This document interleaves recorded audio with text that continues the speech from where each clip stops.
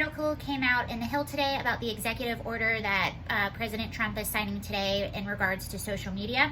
And basically what that is President Trump is expected to escalate his feud with social media companies by signing an executive order Thursday today that orders a review of long-standing law protecting Silicon Valley firms from lawsuits, according to a draft viewed by The Hill.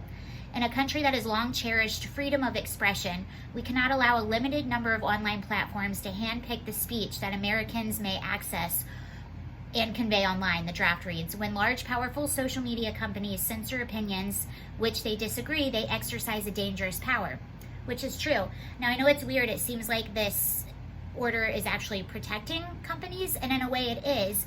And the reason it wants to protect them and give them more freedoms is basically so that they don't have as much incentive to go in and censor the speech. It's saying you're not liable for everything that everyone does on your platform, but also you can't go in and censor people's speech. Now, there's more to it. The order would direct an agency within the Commerce Department to file a petition with the Federal Communications Commission to clarify the scope of Section 230 of the Communications Decency Act. That's what this whole thing is in. A 1996 law that is considered fundamental to the Internet's expansion. The statute provides platforms legal immunity for content posted by third-party users, while also giving them legal cover to make good faith efforts to modify their platform. Basically, it's like you scratch my back, I scratch yours.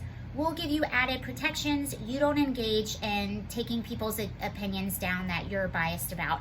And this is coming in lieu of what happened a few days ago. President Trump tweeted his concerns and his opinions with mail-in ballots. And what exactly did he say?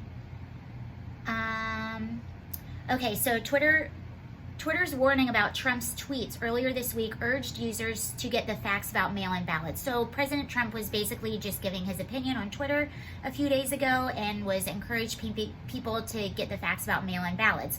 A lot of states are trying, and Congress is trying to push mail-in ballots, and this is pretty controversial because that basically opens up the floodgate for even more voter fraud, and this has been proven, and Donald Trump was giving his opinion on this, and Twitter went ahead and fact-checked it, which is pretty silly because how do you fact-check someone's opinion? And it's kind of weird that this is what they pick and choose to push back on, given that, in my personal opinion, Trump has said a lot worse stuff on Twitter.